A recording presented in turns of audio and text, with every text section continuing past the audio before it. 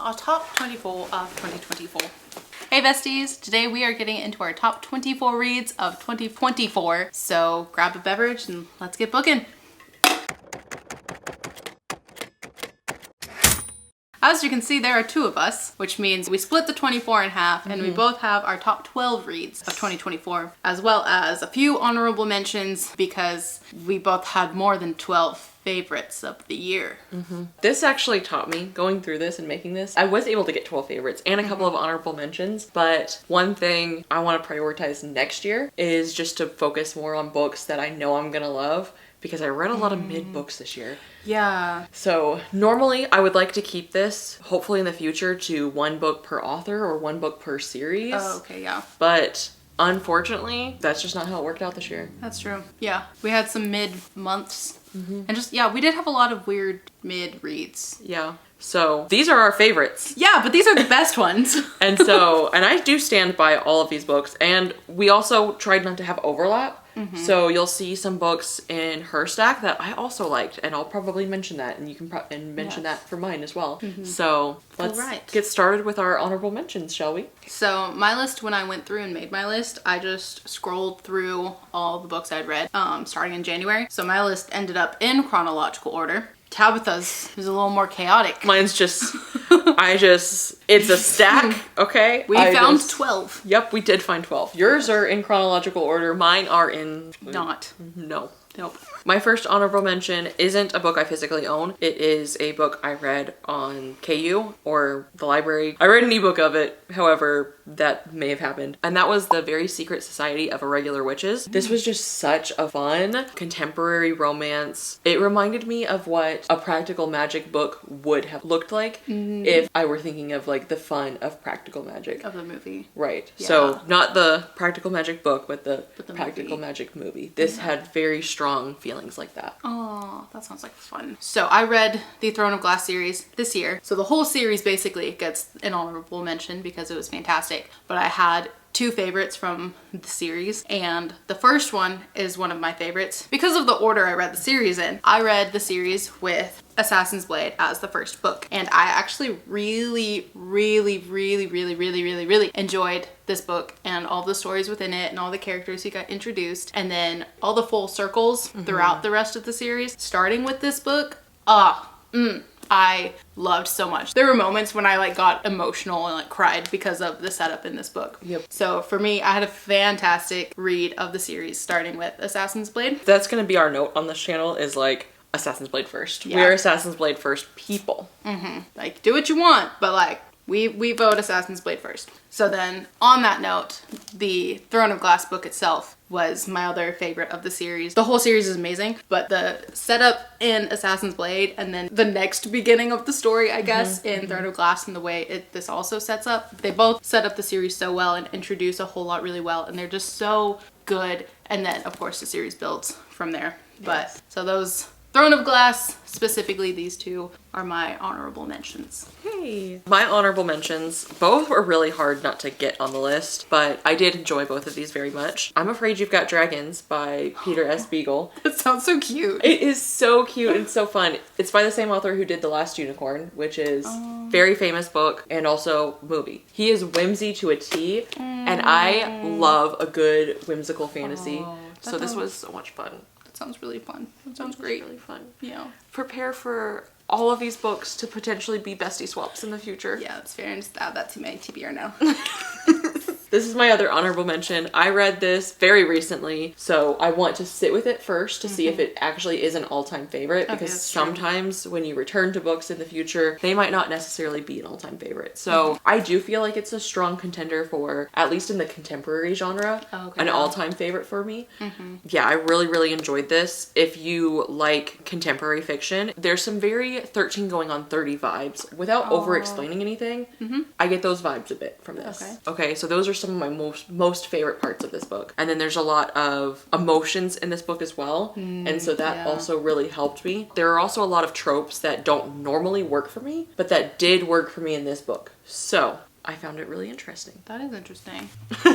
All right, on to our top 24 yes. of 2024. Yes. All right, so my first was Hello Beautiful. which currently Tabitha has a book tree. Like, she stacked up a whole bunch of books to make a Christmas tree. So Hello Beautiful is back there right now at literally foundation level. Like, if I wanted to pull it out, I couldn't. It would have been Jenga. It would have been a mess. So I did not pull out the physical book, but Hello Beautiful was, like, I read it. I think it was the first book I read this year. Yeah, we read it in January. We read it together. And oh my gosh, I will forever talk about just how sweet and good and just, that book is. I made my whole family read it. I also made my whole family read it. Mm-hmm. Like, it's a really good read. It's like Little Women vibes set in, I think they're in Chicago. Yeah, I think so. But like, you get to see all the sisters and all their stories, and it's just really sweet and really good. It spans a couple or a few decades even with them. Yeah. So you get to live through life with them and see all of their relationships ebb and flow. You get to see all their dynamics change and watch the girls like grow up, and it's just multi-generational too. You get to see the next generation. Yeah, you see like their parents and the girls and then their kids. It's just a really well done whole package, beautiful book. So on the complete opposite spectrum, I did reread some of the series. I am considering this whole series as my top. Okay. This whole series is one line item. Yes, exactly, Gotcha. exactly. I did reread most of the series. However, I did finish the series. So none of the books on here are repeats of previous books I've read. So if it was a reread, it did not count. This one, I did reread the first 7 books, but I finished 7. I finished book 8 and 9. That's the important thing. Zodiac Academy is probably my favorite fantasy romance series. I think at this point, I've just established that in my brain. It's probably my favorite. I just love all of the dynamics. I love how different it is. Enemies to lovers is getting really tired for me. However, these enemies, these They're truly enemies. are so enemies.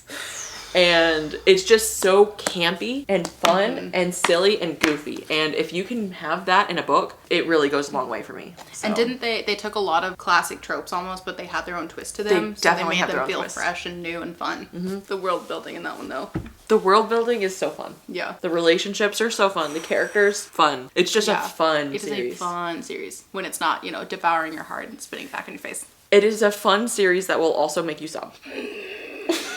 Yeah. Moving on, my next book. So chronologically, my first book was January, and this next book was like June, July, because I read Throne of Glass in the middle. It's true. So this one, Secret History by Donna Tartt, was phenomenal. We read this one together. It's definitely a modern classic, and it's got a mystery to it. The characters are so dynamic, so well developed. I love the setting, of course, Dark Academia. The kind of a writing. small college town. The writing. It's lush without feeling like too much. Yeah. Like, it's just perfect. Yeah, I agree. This was also one that was on my list, and then when we combined, she got to take that one. But yeah, this is agreed. This one, phenomenal. If you like Dark Academia and you haven't read this book, What are you doing?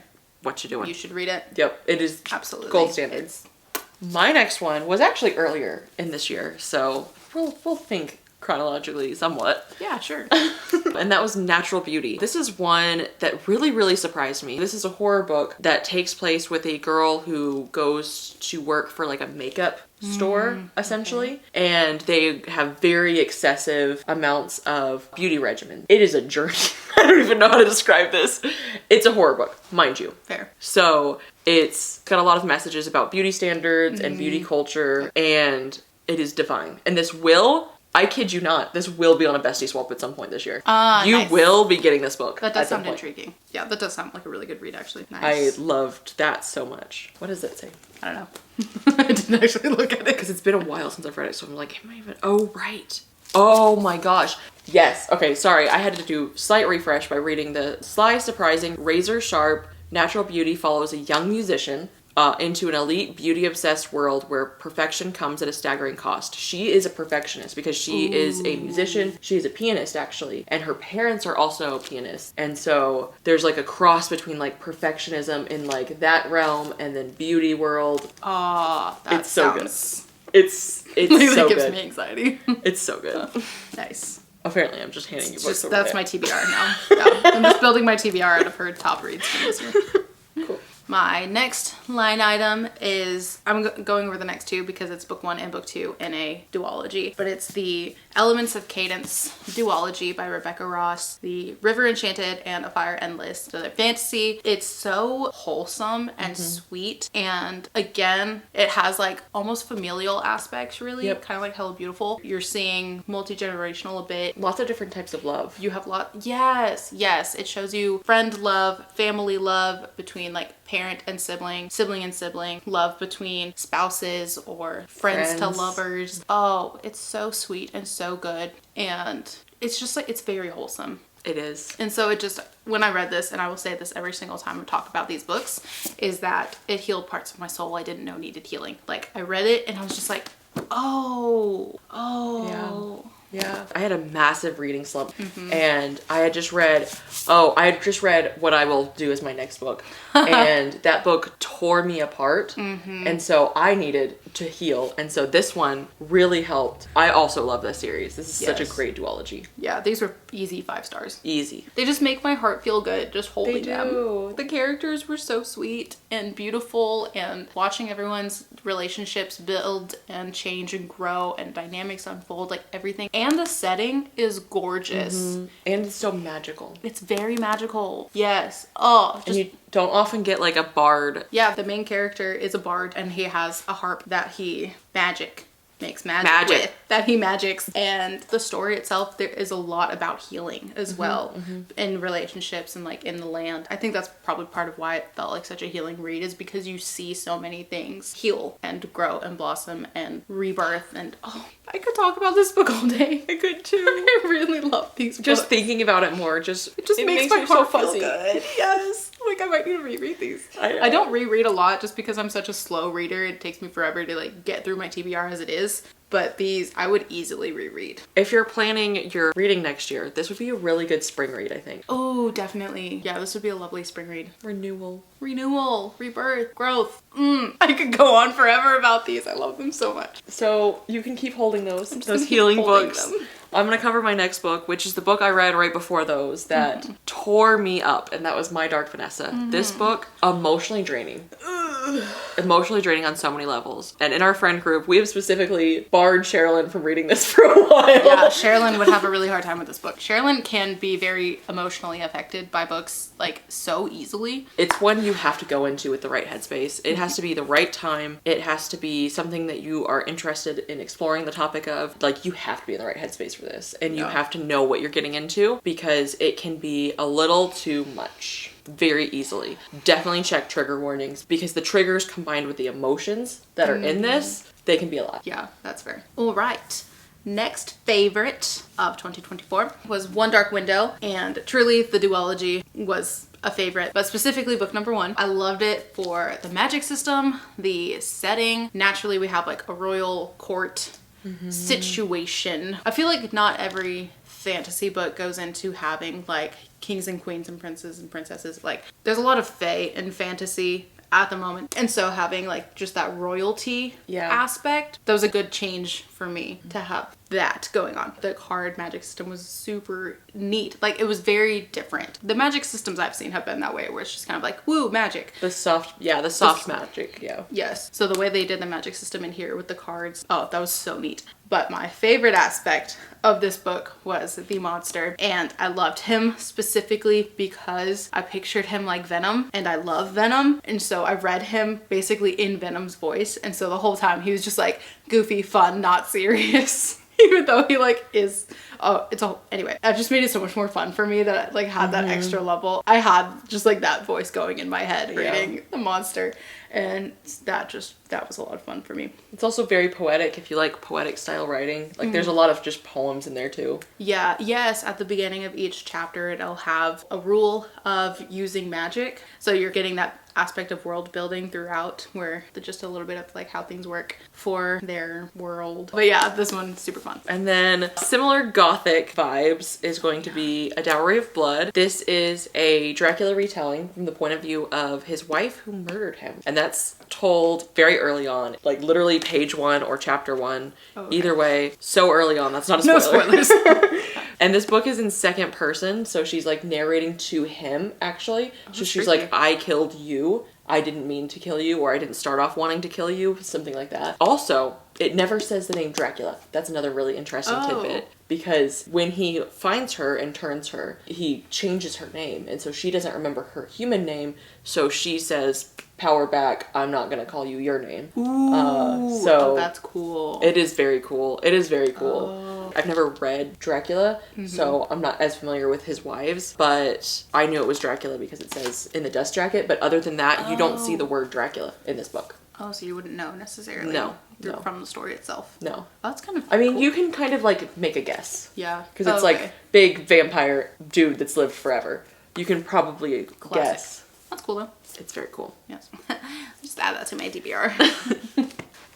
So these next books are all from the same author, and I read one from this author, she read a few more from this author, and we had a fantastic time with this author and his writings, and he sure enough is the king, and that is Stephen King. I read The Shining and had such a good time with this book. Oh my gosh. I could go on and on about this one because it was so good. It was so well written. It was phenomenal. We both read this one. We both loved it. Both gave it 5 stars. Yes. It's about a family who goes to live in a hotel and be the caretakers at this hotel that happens to be haunted. If you've seen the movie, very similar. There are very stark differences. Actually, not very similar. The setup is similar, but the movie itself actually does its own thing. Yeah. And I had seen the movie in college and just kind of forgot how the movie was, but I remember like being intrigued by the story. And so I grabbed this book this spooky season and read it and had a phenomenal time. And then I rewatched the movie and was like, what the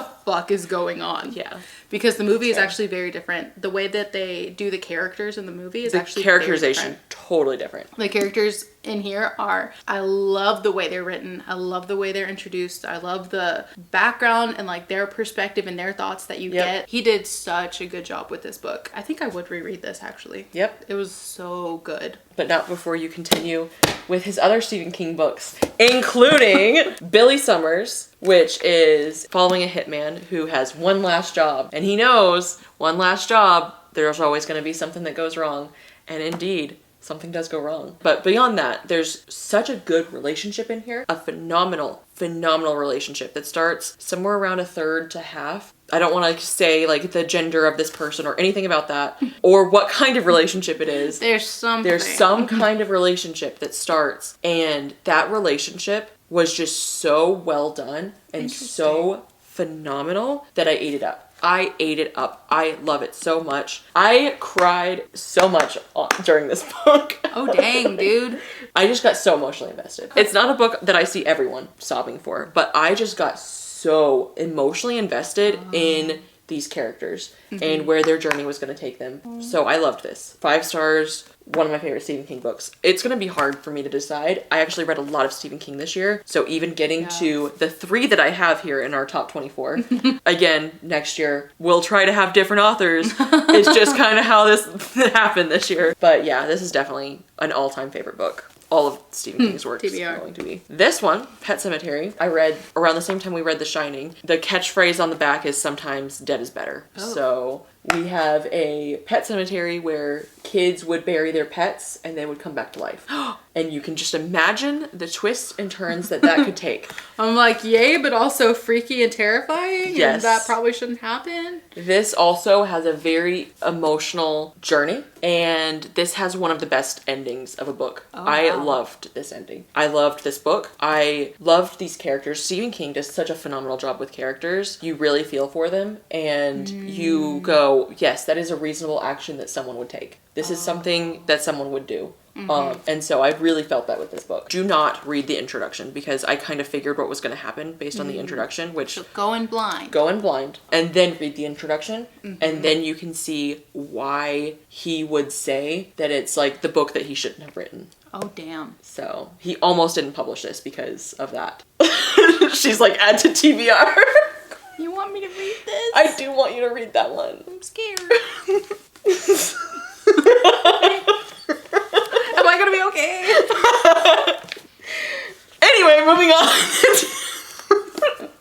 Under the Dome. I read this one before Pet Sematary or Billy Summers or The Shining. This was not my first Stephen King book, but I think this was my second one. This was the first one that I went, okay, so Stephen King's just my favorite author now. This was a journey. It's huge. She's thick. And it has multiple perspectives. It has a lot of points of view. Basically, the premise of this one is suddenly, out of nowhere, an invisible dome that you cannot see goes around this town. They don't know why, and there's immediate effects and there's long-term effects. The immediate, which you're pointing at on the back of the cover, which you guys can't see, but I will explain. Basically, this dome, because it comes out of nowhere, like planes crash into it, birds crash into it, and you get multiple points of view of just even the immediate. The dome appeared. Yes, yeah, you get multiple points of view of that. Oh, that's and so freaky. It is. Oh yeah, because you could get like the points of view of the people on the plane, the people on the ground, the people oh. Yeah. Oh. Yeah. Oh. Yeah. And so that's scary. So you get that as the immediate, and then you get the long-term effects. Lots of conversations around global warming. Oh. So what is it going to look like if you are in this space where you've got like lots of pollution and stuff like that happening? And so there are immediate effects, there are long-term effects. There's a random psychopath also in Always. Here. Of course. Yeah. And so this was just so fun and so wild. It sounds like a really neat premise. I'm afraid of. It's so heavy. I'm afraid of it. Oh, look, the little dog. He's stuck. Your little dog stuck on one side of the dome. I don't know if he's stuck or if he just lives there. But anyway, I'm scared. Like all these books she's gonna hand me this at some point this year to read. Well, my next favorite from 2024 was Someone You Can Build a Nest In. And this book was just so good. It was so weird. It was wriggly. I always refer to this one line back here that is wriggly, heartfelt, and carnivorous. That is the best way to describe this book. It's so weird. It's like an eldritch creature, shapeshifter thing. I mean that in the most loving way. She is lovely. It was such a lovely, again, oddly heartwarming read. Wholesome. It was oddly wholesome. It's a shapeshifter lesbian romance with a human chick, and she's this eldritch creature that's being hunted, and she's like, bruh, I'm just trying to live my life, and everyone's like, kill the monster, and she's like, I literally didn't do anything, I'm just here sometimes eating people, but that's beside the point. And it's such an interesting look into what makes a monster, and also it's told from her perspective, and so you're seeing a like monstrous creature seeing human behavior and interaction and saying like, honestly, a lot of what they're doing is more monstrous than her, you know, aside from eating people. Oh my gosh, it was so good. It's so good. So I also good. had this on my list, and we merged. But yes, this one was just fantastic, and I would definitely recommend it to readers who would be interested in it. I don't know, it's such a weird read that like not everyone's gonna like it, and it is gross. No, at everyone's times. gonna like it. Everyone's gonna love this book. Even if it sounds weird, try it. Definitely try it. Try it. Even if it sounds weird. It is weird, but embrace the weird. It's worth it. All right, next, Camp Damascus by Chuck Tingle. One of my new favorite horror authors. This is a horror book that deals a lot with gay conversion camps. That's what I was getting the vibe of. Chuck Tingle does such a great job with blending humor with horror, as well as strong messages, especially like queer community messages. Yeah. So I just love his work so much. All right, so somehow Tabitha got ahead of me, so I'm because of all the Stephen King I did. All the Stephen King books she did at once. So my next couple are Rebecca, which we both read this year. I think yours was a reread. Mine was a reread, so yes. it didn't qualify. Yes, but we both read the classic Rebecca by Daphne du Maurier, and it was fantastic, beautiful. I actually listened to the audiobook version of this. We had an accent narrator, an English accent. I think she had an English accent. Oh, but it was such an interesting story. I had seen the movie before, the Lily James one, the 2020 movie. I'd seen that in 2020 or so. So I knew the story, I knew where we were going with it, but even already knowing that, the way it was written was so good. Hearing the story again, I was here for it. And it's a classic, it's beautifully written, and I really enjoyed actually experiencing the book. The movie did some extra stuff I didn't know wasn't in the book, so there got to a point in the book that I was like, wait, it's over? Wait, where's the rest of it? So that was really funny, actually, for me as a reader. They're just like, the end. And I was like, what do you mean? There's more! But there wasn't more. It ended where it ended. And honestly, it was a really good spot to end at because there are some things for you to just kind of like wonder about. But yeah, the book itself is really great. Good gothic vibes. Good gothic vibes. Mm-hmm. Yeah, for sure. With the spooky manor house and the haunting elements. So on a like basically different end of the sort of but not anyway, romantasy realm, I'll actually cover 2 books here. Heartless Hunter as well as Serpent and the Wings of Night. Both of those are romantasy books that I read this year and they were both such fun reads. Mm-hmm. They were well paced. I appreciated the characters. This one, I'm so excited for book 2 that is coming out this spring. February. Book 2 is coming out in February. I'm so excited. But yeah, oh my gosh, this one was so good. It was such fun vibes. It is easy like 5-star. Easy 5-star. And it is a YA fantasy romance. The characters are well developed. The story is really interesting. Super excited to see where it goes. And then Serpent and the Wings of Night, I loved up until the ending. And then I was mad. So there's that. But no, the book itself, the characters, again, the story, the trials, the games. Oh my gosh. It was such a good read. Tabitha and some of our friends had been all recommending it to me. And so I finally read it and I was like, oh, this is really good. And then I have the novella on my TBR next month. I have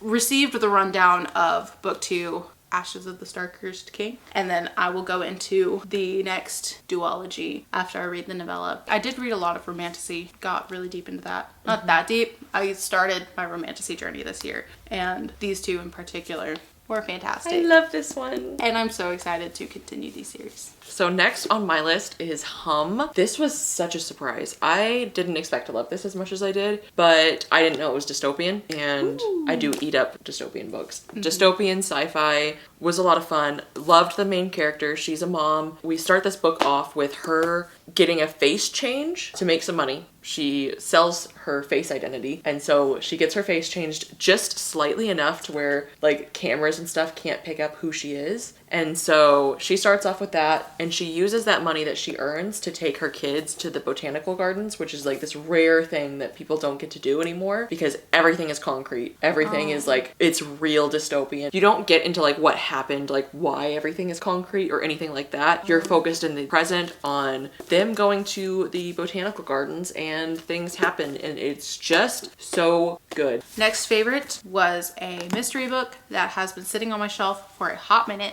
I finally read it today. Today? You finally read it today? It was an instant favorite. I read the whole thing this morning. It took me a second to process that. I finally read it this year. The It Girl by Ruth Ware. Ruth Ware is an Insta-Buy author for me. I have almost all of her books. I need to catch up a little bit. But this one has been sitting on my shelf for quite a bit. And so I finally read it and I loved it. It was so good. It has a dual timeline before and after the murder. And the before timeline is an academic setting. So we have a bit of dark academia going on. And then the after timeline is like 10 years later. Our main character has questions about what happened and is what they thought happened really what happened, and she goes down a whole rabbit trail. And so there's lots of finding out, lots of questions, just all over, you know, mystery, how it goes. But there were a lot of twists and a lot of things I did not see coming. And the ending especially. I'm also out of practice reading mysteries. So I don't know if I would have gotten it if I'd been more in the practice of thinking about solving mysteries. But that's beside the point because the twist got me and it was very good. It's nice when the twist gets you. Yes, it's nice when the twist gets you. Like, it's fun to try to solve the mystery, but at the same time, I don't want to get got. The mystery. Yeah, I want to get got. So I had a very fun time reading that. Sounds like a fun time. It was really good. I should check that one out. Yes. Check it out. Here you go. Cool. I can add one book to her TBR. The rest of my books she's already read. Is that true? Have I read all of the other ones? Yeah. Yeah. Is this the only one that Yeah. Wow! Cool. Speaking of mysteries, The Tainted Cup. I loved this so much, and I'm actually really grateful to Sherilyn because she wanted to read this so bad. I'd already had it since it came out in the UK, but I really got pushed to read this because Sherilyn wanted to borrow it, and she is in fact borrowing it now. Yay! But that really helped push me to finally pick this up and get this read, and I'm so glad that I did, because this was a 5-star. Loved this so much. Has a mystery, but there's definitely a ton of fantasy. It's a genre blend between like mystery and fantasy, and doesn't it have like Sherlock Holmes vibes? Very Sherlock Holmes vibes, with the dynamic between our main character and the investigator. So our main character is the investigator's like apprentice. Oh, okay. And he is very like serious, and then he has like the quirky investigator that he works with. And then there's these Leviathans. This is the first book of a new Shadow of the Leviathan series, and the Leviathans are there lurking in the background. We don't get to see much of them in this book, but they are We're in the set shadow. up. There we are in the shadows. shadow. And so that kind of feels a little bit like Attack on Titan-esque, just because they're big, there's walls that surround them, things like that. So yeah, very interesting dynamic and setup. And I will give this back to you since you're borrowing it for our bestie swap. Yay! All right, my last favorite of the year was Ninth House. Phenomenal. Oh my gosh, I loved it. I started out physical reading, and then I switched to immersive reading, and it was like listening to the audiobook with following along, and then I just continued full audiobook, and all 3 of those experiences were fantastic. So whichever way you want to read, it's a good book for it. But this was such a unique premise, and I think it technically actually counts as fantasy, but someone, I don't know, Stephen King I think called it fantasy, so that means it's fantasy because the king spoke. But it is set at Yale University. It's following the Ancient 8 secret societies at Yale, because they're the ones who really run the world. And the Ninth House is the society that monitors everyone's activities to make sure they're not killing too many people. It was so good. It was so interesting. It's told in 2 timelines. Also a like before and after an event. Those are the 2 timelines.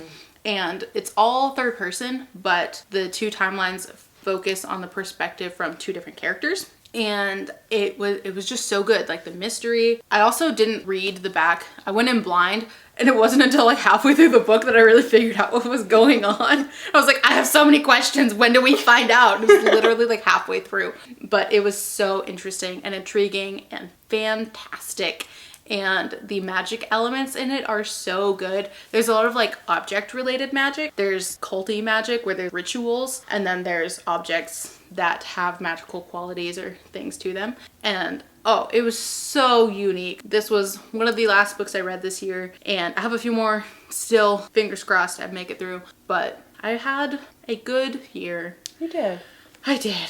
I actually miscounted, and I have 2 more. Damn it. Because I have 1 ebook, and that's Lights Out. Well, it wasn't an ebook. I have the book. That's right. But one of our friends is borrowing it. Yes. So, Lights Out, I just had such a fun time with this. This is so out of my normal realm that it was shocking that it ended up in this position. But I had such a fun time with this. It's a dark romance, but it doesn't take itself seriously at all. The audiobook, fantastic. Highly recommend immersion reading it or just listening to the audiobook. But it's so unserious. It's so silly, goofy, fun times that I just found myself laughing at the most ridiculous things. It was shocking to go through my books that I've read this year and to realize that was going to be on this list. But here it is, Lights Out. Last book was a very recent read. Also, finally picked this up. Actually, it wasn't because of you. I am making you borrow this now. Another special edition that's really pretty came out that you wanted. That's right. And I did get it. Oh, yeah. You had to read it first to make sure you could justify the purchase. I wanted to read it first to make sure for once in my life. For the very first time. For the first time ever. I wanted to make sure that I spent my money wisely. And I did, because this was a 5-star. Easy 5-star. This is going to be a 5-star for her. This is such a fantastic book. Such a great character. We're following the first female mage. There's lots of really cool alchemy-based magic. And the law of equivalent exchange. Which is where Sherilyn comes in, because what's your favorite anime, Sherilyn? Full Metal Alchemist Brotherhood. Yeah, she's gonna love this book. Mostly for the magic system. I want to remind her again, and you guys, I mostly say that for the magic system. The magic system, very Full Metal Alchemist. Nice. Because it's alchemy. That's fair. So, that does check out. But love the relationships that she has in this book. I love her growth as a character. I love the magic system. I love the world building. There's not a single thing that I can say wrong about this book. So, Yay! good note to end on. Oh, can't wait to read that one. Yes. Yay. Thank Along you. with these others. Yeah. Thank you guys so much for joining us. Let us know what your favorite books were in 2024. And if you're not feeling chatty, leave us like a medal of some kind to celebrate all these stunning books. All right, we'll see you guys in the next one. Cheers, Bye. besties. For School a little bit. sitting. No, not really. Not Just really. Actually, kidding. forget that part. Scratch that. We're School fall.